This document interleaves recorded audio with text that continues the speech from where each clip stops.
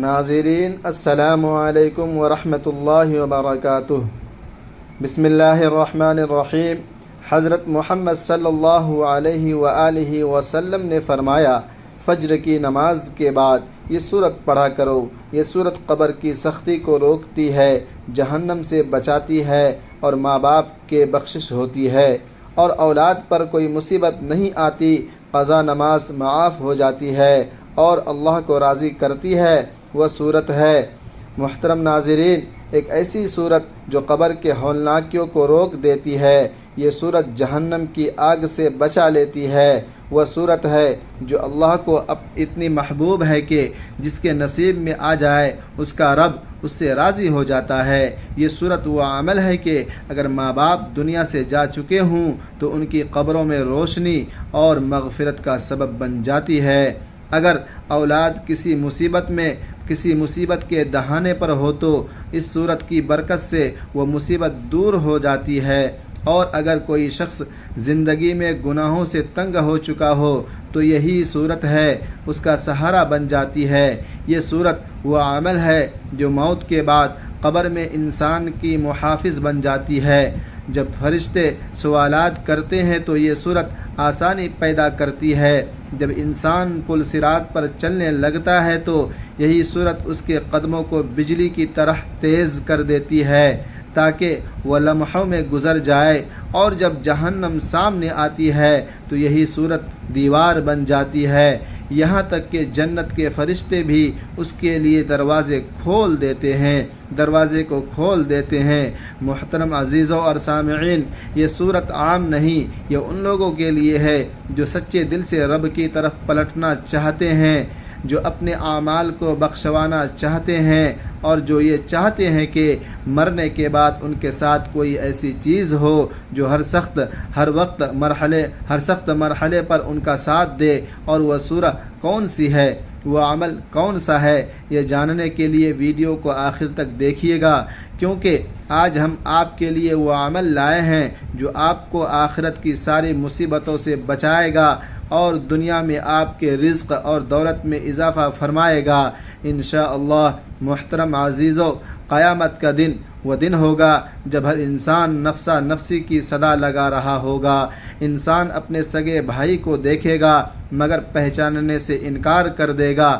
ماں جو دنیا میں اپنی اولاد کے لیے راتیں جگا کرتی تھیں، اس دن اپنے بچے سے بھاگے گی، اور باپ جو اپنی اولاد کے لیے رزق کما کر خود بھوکا رہتا تھا، اس دن اپنے بیٹے کو دیکھ کر آنکھیں پھیر لے گا۔ اللہ تبارک و تعالی فرماتا ہے، قرآن مجید میں فرماتے ہیں کہ جس دن انسان اپنے بھائی سے بھاگے گا، اپنی ماں اور باپ سے، اپنے بیوی سے اور بچوں سے، ہر شخص کو اس دن اپنی ہی فکر ہوگی۔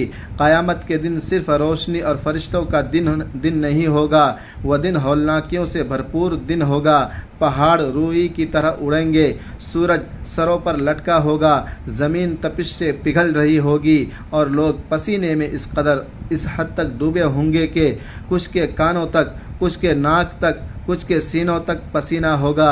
ایک حدیث پاک میں آتا ہے کہ ہر شخص کو اس کے اعمال کے مطابق پسینہ آئے گا۔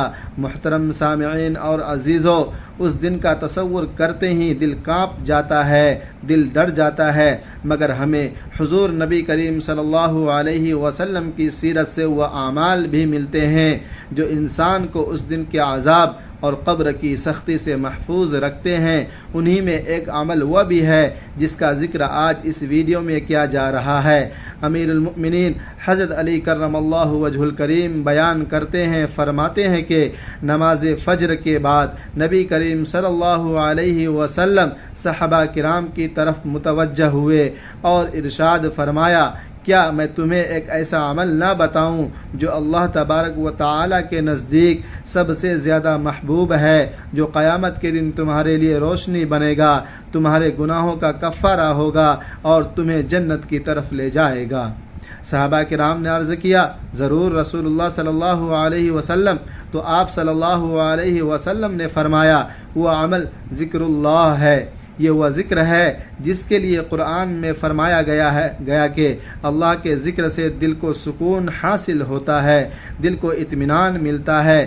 یہ ذکر دنیا میں انسان کے سینے کو نورانی بناتا ہے اور آخرت میں نجات کا ذریعہ بنتا ہے۔ ایک روایت میں آتا ہے کہ حضرت ابو ہریرہ رضی اللہ تعالی عنہ بیان فرماتے ہیں کہ نبی کریم صلی اللہ علیہ وآلہ وسلم نے فرمایا، جو شخص صبح کے وقت 100 مرتبہ سبحان اللہ وبحمدہ پڑھتا ہے اس کے سارے گناہ معاف کر دیے جاتے ہیں، چاہے وہ سمندر کی جھاگ کے برابر ہی کیوں نہ ہو۔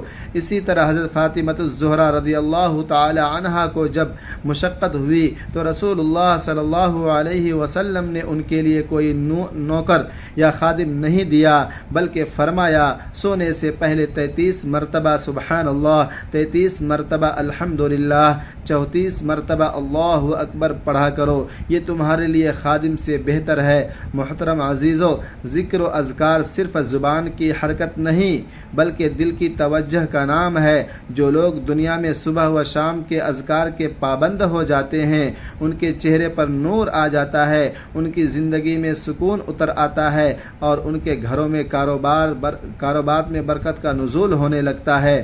یہ ذکر موت کے بعد قبر میں انسان کا ساتھی بن جاتا ہے۔ حضرت برا بن عازب رضی اللہ تعالی عنہ سے روایت ہے کہ نبی کریم صلی اللہ علیہ وآلہ وسلم نے فرمایا، جب بندے کو قبر میں رکھ دیا جاتا ہے اور وہ اپنے ساتھیوں کی جوتیوں کی آہٹ سن رہا ہوتا ہے تو اس وقت اگر وہ مومن ہو تو نماز اس کے سہانے آ جاتی ہے، روزہ دائیں طرف آ جاتا ہے، زکوٰۃ بائیں طرف اور دیگر نیک اعمال پاؤں کی طرف آ جاتے ہیں۔ جب فرشتے سوال کرنے آتے ہیں، سوال پوچھنے آتے ہیں تو ہر طرف سے یہ اعمال اس کا دفاع کرتے ہیں۔ اور یاد رکھیں محترم ناظرین، جس شخص کے پاس دنیا میں اعمال کی طاقت ہوگی وہ قیامت کے دن پر سکون ہوگا۔ حضرت عثمان رضی اللہ تعالی عنہ جب کسی قبر کے پاس کھڑے ہوتے تو اتنا روتے کہ ان کی داڑھی مبارک بھیگ جاتی۔ جب ان سے پوچھا گیا کہ جنت اور دوزخ کا ذکر سن کر آپ اتنا کیوں روتے ہیں؟ آپ نے فرمایا، قبر آخرت کی پہلی منزل ہے، جو اس سے بچ گیا وہ آگے بھی بچ جائے گا۔ یہی وجہ ہے کہ حضور نبی کریم صلی اللہ علیہ وسلم نے صحابہ کرام کو قبر اور قیامت کی ہولناکیوں سے بچنے کے لیے اذکار، تسبیحات کا تحفہ دیا تھا۔ محترم ناظرین، انسان جب دنیا سے رخصت ہوتا ہے تو اس کے ساتھ نہ کوئی مال جاتا ہے، نہ جائیداد، نہ عہدہ، نہ شہرت۔ قبر میں صرف اس کے اعمال ساتھ جاتے ہیں اور یہی اعمال اس کے لیے روشنی، حفاظت اور نجات کا ذریعہ بنتے ہیں۔ اگر اعمال نیک ہوں تو قبر باغوں میں سے ایک باغ بن جاتی ہے، اگر اعمال گناہوں سے بھرے ہوئے ہوں تو قبر جہنم کے گڑھوں میں سے ایک گڑھا بن جاتی ہے۔ قرآن مجید میں اللہ تبارک و تعالی فرماتا ہے کہ ہر شخص کو موت کا مزہ چکھنا ہے اور تمہیں تمہارے اعمال کا پورا بدلہ قیامت کے دن دے دیا جائے گا، سنا دیا جائے گا۔ بس جو جہنم سے بچا لیا گیا اور جنت میں داخل کر دیا گیا وہی کامیاب ہوا۔ قبر کی پہلی رات ہی وہ مقام ہے جہاں سے انسان کے دائمی ٹھکانے کا آغاز ہوتا ہے، شروعات ہوتی ہے۔ نبی کریم صلی اللہ علیہ وسلم نے فرمایا کہ قبر یا تو جنت کے باغوں میں سے ایک باغ ہے یا جہنم کے گڑھوں میں سے ایک گڑھا، اور اگر بندہ نیک ہو قبر کشادہ ہو جاتی ہے، روشنی سے بھر جاتی ہے اور اس کے ساتھ ایک خوبصورت شکل والا نیک عمل آ کر اس کا ساتھی بن جاتا ہے، اور اگر بندہ بد اعمال ہو تو قبر تنگ ہو جاتی ہے اور اس پر اندھیرا چھا جاتا ہے اور اس کے ساتھ بدترین شکل والا گناہ کا بوجھ اس کا عذاب بن جاتا ہے۔ اسی لیے جب ہم یہ سورت فجر کی نماز کے بعد پڑھتے ہیں جس کا ذکر ہم آخر میں کریں گے تو یہی سورت قبر کے اندھیرے اندر روشنی بن کر ہمارے ساتھ اترتی ہے، آتی ہے۔ نبی کریم صلی اللہ علیہ وسلم نے فرمایا، جب بندہ قبر میں رکھا جاتا ہے تو اگر وہ ذکر الہی کا عادی ہوتا ہے تو قبر کہتی ہے مرحبا، اے پاکیزہ ہو، تیرے لیے میری گہرائی خوشبو سے بھر جائے گی، تیرے لیے بھر جائے گی، تیرے لیے کشادگی کر دی جائے گی، تیرے لیے نور بچھا دیا جائے گا۔ اور اگر وہ گناہوں کا عادی ہو تو قبر کہتی ہے تو میرے لیے ناپاک ہے، میں تیرے لیے تاریکی ہوں، تیرے لیے عذاب ہوں۔ اسی طرح محترم ناظرین اور سامعین، نبی کریم صلی اللہ علیہ وسلم نے فرمایا کہ قرآن تین چیز محفوظ رکھتا ہے۔ قرآن مجید میں حضرت خضر علیہ السلام کا واقعہ بیان ہوا کہ انہوں نے ایک دیوار کو بغیر کسی اجرت کے اس لیے درست کیا کیونکہ اس کے نیچے 2 یتیم بچوں کا خزانہ چھپا ہوا تھا اور ان کا باپ نیک تھا۔ اللہ نے ان بچوں کے مال کی حفاظت ایک نیک باپ کے صدقے میں فرمائی۔ یہی برکت اس صورت کے ذریعے بھی حاصل ہوتی ہے، کیونکہ جب بندہ اللہ تبارک و تعالی کا ذاکر بن جاتا ہے تو اس کی اولاد کے لیے بھی آسمانوں سے حفاظت نازل ہو جاتی ہے، ان کو مصیبتوں سے بچایا جاتا ہے، ان کے رزق میں برکت ڈالی جاتی ہے، ان کے دلوں میں سکون اتارا جاتا ہے اور ان کے راستے آسان کیے جاتے ہیں۔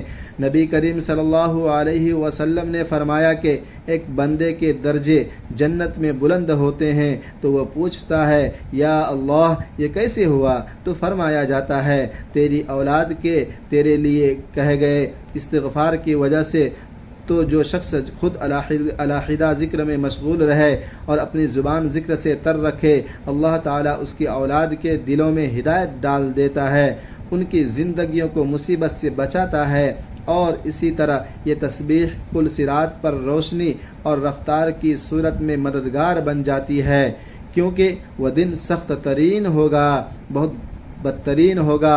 نبی کریم صلی اللہ علیہ وسلم نے فرمایا ہر شخص کو پل صراط سے گزرنا ہوگا، کچھ لوگ بجلی کی رفتار سے گزریں گے، کچھ ہوا کی طرح، کچھ گھوڑے یا اونٹ کی طرح، لیکن جو شخص اللہ کا ذکر کرتا ہے اور خاص طور پر اس صورت کا پابند ہو جاتا ہے جس کا ذکر ہم اس ویڈیو میں کریں گے، تو اللہ تبارک و تعالی ان کے لیے پل صراط کو آسان کر دیتا ہے۔ اور محترم ناظرین، اس صورت کی ایک خاص بات یہ ہے کہ جو شخص اسے فجر کی نماز کے بعد پڑھتا ہے تو اس کے مصائب دور کر دیے جاتے ہیں۔ نبی کریم صلی اللہ علیہ وسلم نے فرمایا جو شخص ذکر کرتے ہوئے سوتا ہے، وہ رات میں کسی مصیبت میں پڑ جائے یا کسی خوفناک خواب سے بیدار ہو جائے تو جو بھی دعا مانگتا ہے اللہ تبارک و تعالی اسے قبول فرماتا ہے۔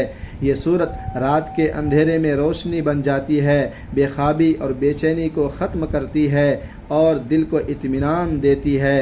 تو ایسا وہ شخص جو والدین کی بخشش چاہتا ہے، جو اپنی قبر کو جنت کے باغ بنانا چاہتا ہے، جب اپنی اولاد کو مصیبتوں سے بچانا چاہتا ہے، جو قیامت کے دن پل صراط سے بجلی کی طرح گزرنا چاہتا ہے، جو رات کی بے سکونی سے چھٹکارا پانا چاہتا ہے، تو یہ سورت صبح پڑھنے کا معمول بنا لے۔ اس کے معنی کو دل سے سمجھ کر پڑھا کر، اور اس کا انعام تجھے دنیا میں بھی ملے گا اور قبر و آخرت میں بھی۔ سننے والے دل سے بات سنو، یہ کوئی معمولی ذکر نہیں جس کا ہم تذکرہ کر رہے ہیں، یہ وہ عظیم سورہ ہے جو دلوں کو زندہ کرتی ہے، جو قبر کی وحشت میں چراغ بن کر روشن ہوتی ہے، جو قیامت کے دن انسان کی زبان پر ہوگی جب کچھ ساتھ نہ ہوگا۔ یہ وہ ذکر ہے جس کا کرنے والا دنیا میں بھی سرخرو ہوتا ہے اور آخرت میں بھی کامیاب ہوتا ہے۔ ناظرین اور سامعین، جو شخص سورہ پڑھتا ہے، یہ سورہ پڑھتا ہے، اس کے ساتھ اپنے دل کو بھی اللہ تبارک و تعالی کے ذکر سے جوڑ لیتا ہے اور اللہ تبارک و تعالی اس کے والدین پر رحم فرماتے ہیں۔ اللہ پاک اس کے لیے قبر کو باغ بنا دیتے ہیں۔ پل صراط جو ایک بجلی کی چاک جیسا تیز راستہ ہے، اس پر اللہ تعالیٰ اس کے فرشتوں کی معصیت میں گزار دیتا ہے اور انسان دنیا کی مصیبتوں سے گھبرا جاتا ہے تو اللہ کا ذکر اس کے دل کو قرار دیتا ہے۔ ارشاد باری تعالیٰ ہے بے شک دلوں کا سکون اللہ کے ذکر میں ہے، لیکن میرے عزیزوں اور دوستو، صرف زبان سے ذکر کر لینا کافی نہیں۔ اگر زندگی میں جھوٹ ہے، غیبت ہے، چغل خوری ہے، حسد ہے، والدین کی نافرمانی ہے تو یہ صورت بھی دل سے خالی رہ جائے گی۔ یہ ذکر اس وقت اثر کرتا ہے جب دل اللہ کے لیے، زبان سچ بولے، آنکھ حرام سے بچے، ہاتھ ظلم سے رکے۔ ارشاد باری تعالی ہے، اور جو میرے ذکر سے منہ موڑے اس کے لیے تنگ زندگی ہوگی اور ہم اسے قیامت کے دن اندھا اٹھائیں گے۔ معلوم ہوا کہ ذکر سے غافل ہونا اندھی زندگی ہے اور ذکر الہی اختیار کرنا روشنی ہے، اور بندہ جو چاہتا ہے قبر میں روشنی ہو، پل صراط پر آسانی ہو، جنت میں جگہ ہو تو وہ زبان کو اللہ کے ذکر سے تر رکھے، عمل کو بھی صاف رکھے۔ حضرت معاذ بن جبل رضی اللہ تعالی عنہ فرماتے ہیں کہ نبی کریم صلی اللہ علیہ وسلم نے فرمایا کہ کوئی عمل ایسا نہیں جو جہنم سے زیادہ نجات دینے والا ہے سوائے اللہ کے ذکر کے۔ اور حضرت ابو درداء رضی اللہ تعالی عنہ سے روایت ہے کہ فرمایا ذکر الہی مومن کے لیے کلام ہے جو اس کو شیطان اور گناہوں سے بچاتا ہے۔ ناظرین، کیا ہم نہیں چاہتے کہ ہماری زندگی میں بھی سکون، ہمارے بچے بھی نیک ہو، ہمارے والدین کی مغفرت ہو، ہماری قبریں باغ بنے؟ کیا ہم نہیں چاہتے کہ سب کام چھوڑ کر اللہ تبارک و تعالی کے ذکر کو ایک دل سے اپنائیں، صرف زبان کا نہیں بلکہ دل اور عمل کا بھی ذکر کریں؟ اس لیے قرآن کہتا ہے بس میرے ذکر کو یاد رکھو میں تمہیں یاد رکھوں گا۔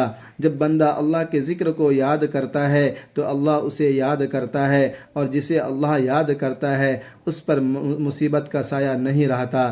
ناظرین، صحابہ کرام رضوان اللہ تعالی علیہم اجمعین کی زندگیوں پر غور کریں تو پتہ چلتا ہے کہ وہ صرف نماز گزار نہیں تھے بلکہ وہ ہر وقت ذکر میں رہتے تھے۔ حضرت بلال رضی اللہ تعالی عنہ کو اذان کی خدمت ملی کیونکہ ان کا دل ذکر سے بھرپور تھا۔ محترم ناظرین، وقت کی نزاکت سمجھیں، قیامت کے آثار سمجھیں۔ قیامت کے آثار ہمارے سامنے آ چکے ہیں۔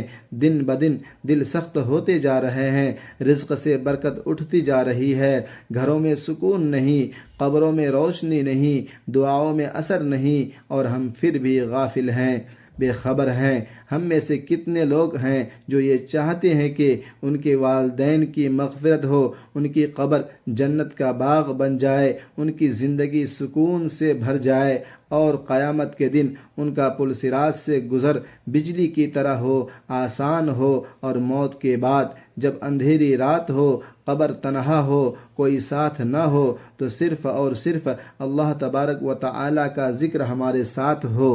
تو آئیے جانتے ہیں کہ آج کی اس بابرکت صورت کے بارے میں۔ یہ صورت آپ کو فجر کی نماز کے بعد پڑھنی ہے، بس نیت صاف ہو، دل اللہ کی طرف جھکا ہوا ہو، توجہ اللہ پر یقین ہو تو انشاءاللہ یہ صورت ہماری زندگیوں کو بدل دے گی۔